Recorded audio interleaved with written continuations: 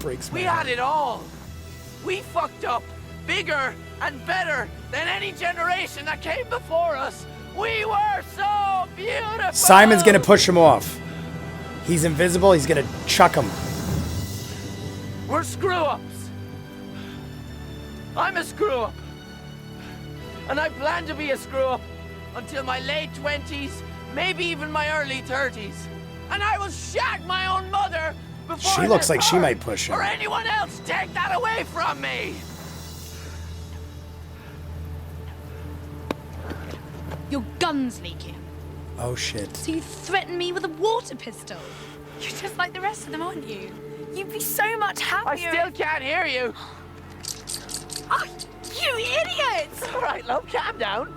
They're both gonna fall off. They're gonna both fall off. Simon's gonna push him. Nathan comes back. Shit. Save me, Barry! Barry. That's what I thought. Now Nathan better come back. I hope. If Nathan's dead, I'm gonna be pissed.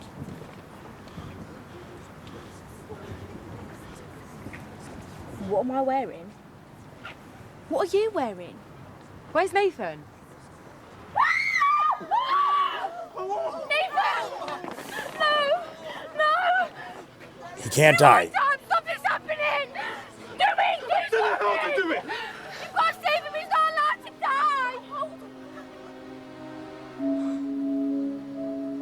die! Simon tried to save him, I guess.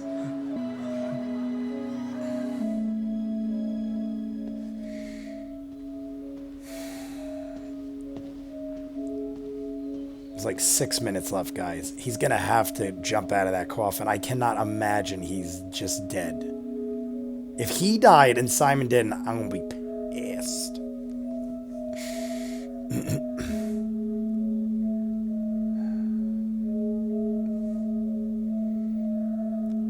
What could his power be if he's not alive? There's no way they killed him and he don't have a power. The guy on the bike was probably him.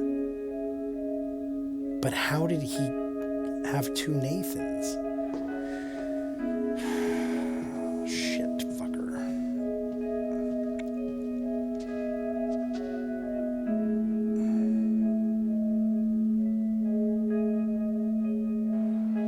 And why wouldn't have Curtis went back in time and stopped it? Curtis would have went back in time and stopped it if it wasn't something like Nathan could come back from. Something's up. It can't end like this. We should go celebrate.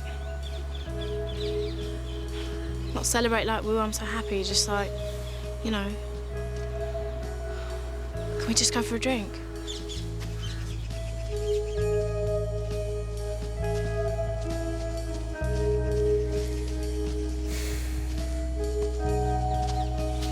And none of them know that Simon left him for dead in that group of people.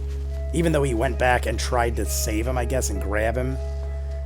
I'm trying to think of what the hell Nathan's power could be. There's no way he's dead. I tried to save him. There was nothing I could do. I'm sorry.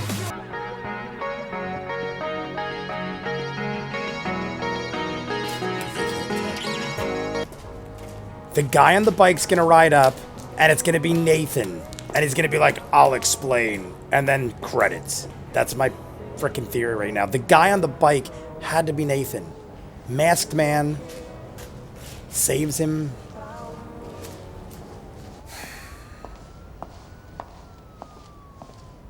And what's going on here? Kelly. This is for you. What is it? Watch it. What? Oh, it's probably the video of the probation officer?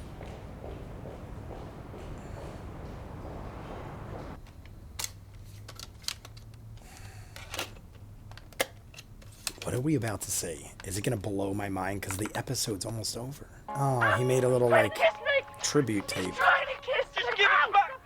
Cock, anus, bit of ball sack. If I was trying to wind you up, I think I'd be a little bit more creative. I know what film you saw last summer. Where are the other Asbo shitheads? Well done, really, I'm touched. I've got a lump in my throat. Twat! Pervert! Melon fucker! I've got a power, I know it. I can feel it in my balls. I would be emotional right now if I didn't think he wasn't dead. He's gotta be alive. Classic.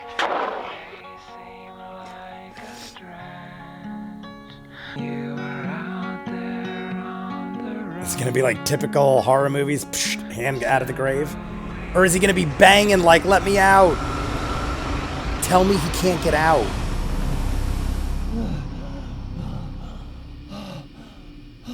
He's in there. Oh, and she left him his thing, but was that his phone or his iPad? I didn't die.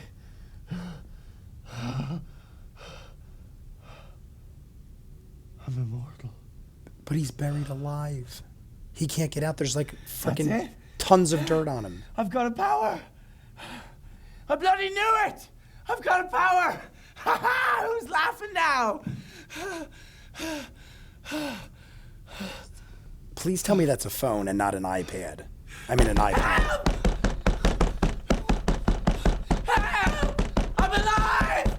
Oh, shit. You buried me alive, you dicks! Help!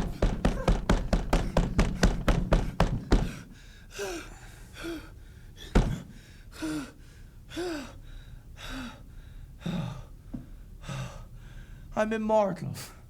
That's just great. Thank you. Thanks a lot.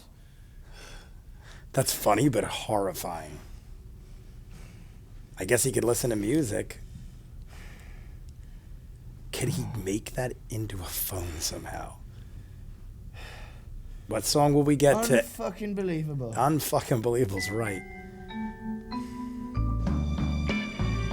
So back in episode 4, when Curtis changed everything and Nathan ended up being the only one that was alive, first thing I thought was, he can't die. But I thought maybe there was going to be a little more to it or something like that. Maybe certain circumstances. Or then when I saw the guy on the bike come in and swoop him out of the blue, it didn't make a whole lot of sense. They didn't show the guy. He was masked. And why did he know that he had to be there at that specific place and time, save him from the group of people? She basically fell off the roof and died, and Nathan died, but they didn't realize he can come back to life. So my question is, did that guy know that he had to save Nathan so that Nathan would stop that girl from taking over the world? Because at that point, the girl was going way too far. She was literally speaking into the camera on news channels, warping the minds of probably hundreds of people at that point, maybe thousands. I don't know what news station that was, probably local news, but she was rapidly affecting everyone's minds. Therefore, eventually, if she figured out they had powers, she could use all their powers. This is like X-Men shit, when like Professor X can control people, or many other mind control type characters.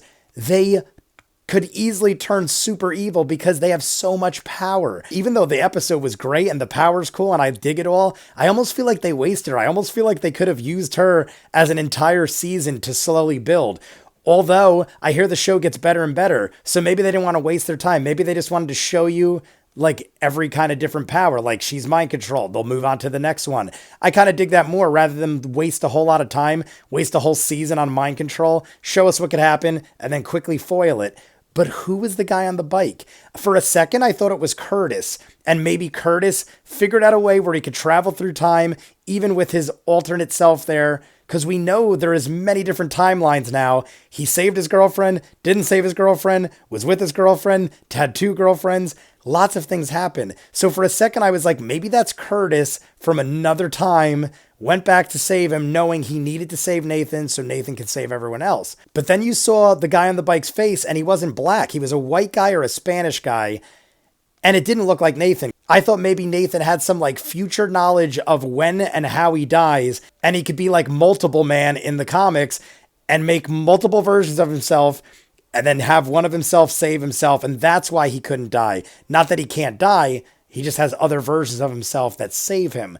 But clearly that is not the case. We see Simon try to save him, even though he turned his back on him and left him for dead. Or maybe Simon figured they're not going to kill him. They're going to kidnap him. So maybe Simon figured later on I'll come back and rescue her or something like that. I will say they do a good job of making you feel bad for him at least once an episode. But then you suddenly remember how fucked up he is and you don't really care anymore.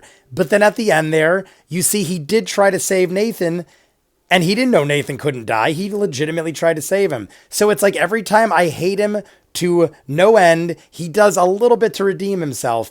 But Nathan falls off, gets himself stabbed, the girl dies, everyone reverts back, and Nathan gets buried. Showed it was nighttime, but they already had the whole funeral, and it's got to be at least a day or two, minimum. There's no way you could plan a funeral, bury him, and all that in a half a day. So, takes a little bit of time. He didn't know that was his power. They buried him. I mean, I can't really blame them. I want to say, I would think like, hey, maybe we should wait a little bit because we all have powers and there's a possibility. I would be thinking, hey, there's a possibility. Not for nothing, but Curtis, of all people, saw that he was the only one that survived. If I was Curtis and knew that we all figured out our powers except Nathan, and I went back in time and everyone died but Nathan, I thought of it immediately when I saw episode 4. So if I was Curtis, I would have been like, guys, not for nothing, but when I changed time at one point, Nathan didn't die. Let's give it a little bit of time before we bury him and see. Thank God they didn't cremate him, because that would have really sucked. Or the guy that rode the bike and saved him is someone of consequence and knows he's under there, and season 2 will start where he'll like dig him up and be like, I'm that guy that saved you on the bike. I don't know. Maybe Kelly, because she could read minds, maybe Kelly will go to the grave to like pay her respects and hear him because Kelly could read minds. That's got to be the way they're going. Alicia and Curtis seem like they're pretty good now. They're like, getting by on the fact they can't touch each other. And that's pretty much a wrap on the 5 characters. I don't want to talk too much, but I'm loving the show. You guys let me know what you think. Comments down below, like and subscribe, and I'll see you guys on the next one. Peace.